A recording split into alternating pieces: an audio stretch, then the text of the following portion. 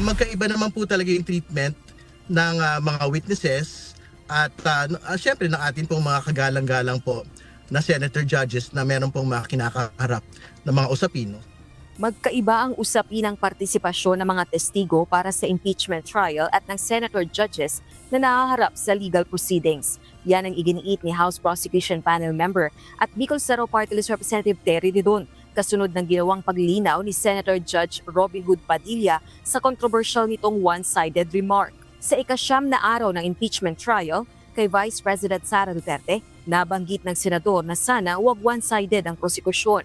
Ngunit sa pahayag nito ngayong araw, nilinaw niya na ang tinutukoy niyang huwag maging one-sided ay ang hindi tungkol sa pagpabor sa witness o sa senator judge, kundi pagiging patas sa mga senador na may kinakaharap na kaso ngunit hindi pa nahahatulan.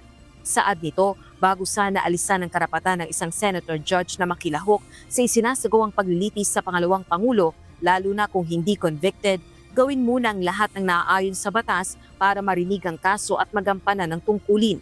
Ngunit ayon kay Representative Ridon, hindi talaga pareho ang pagtrato sa mga testigo at senator judges na nahaharap sa legal proceedings.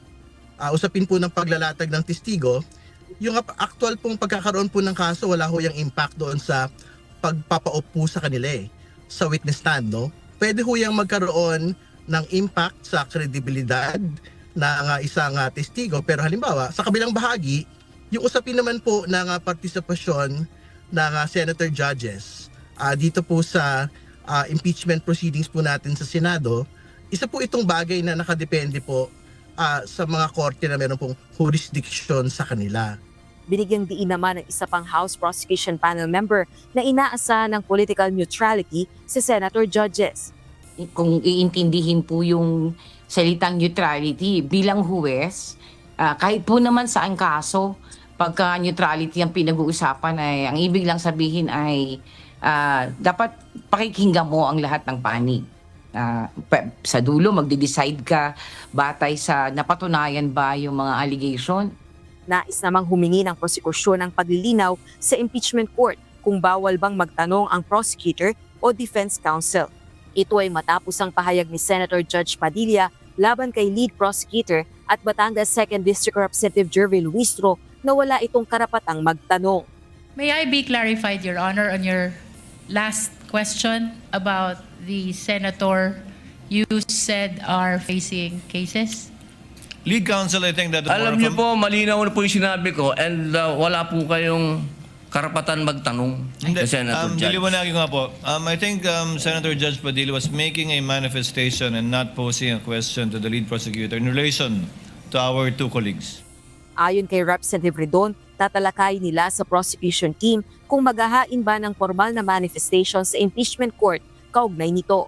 Baka kailangan humingi po ng paglilinaw yung po prosecution team kung ito nga ho ba yung patakaran sa Senate Impeachment Court na hindi po pwedeng magtanong ng paglilinaw ang either party, no, whether defense or prosecution. Samantala, kaugnay naman ang hiling ng Office of the Vice President sa Senado na sagutin ang gasto sa pagkain at inumin ng defense team sa impeachment trial, posible umanong maharap sa procurement complaint ang Senado. I think it looked like a demand from the OVP, from the Vice President herself, for the Senate to actually pay for the food expenses of the defense panel. No, ang pagtingin ko nga ho dyan, parang the OVP is basically opening up the Senate for a procurement case. Hindi ba kasi parang ang gusto nila sarili nilang caterer, pero ang tagabayad ibang tao. Gayunman, nasa Senado pa rin anya ang pagpapasya kaugnay ng issue. Mananatili namang legal spokesperson at counsel for the prosecutors ng House of Representatives si Attorney Benjamin Tolosa Jr. Kasunod ito ng pahayag ng Senate Impeachment Court Presiding Officer na ikonsidera ni na Attorney Tolosa maging ni Attorney Michael Powa ang kanilang posisyon bilang tagapagsalita at counsel ng magkabilang panig. Siguro para mas masigurado din natin na hindi magkakaroon ng problema when it's my time to be on deck, I'm gonna cut back my spokes duties. Rosalie Coz, UNTV News and Rescue. Diyos ang aming sandigan, serbisyo publiko ang aming pinahahalagahan.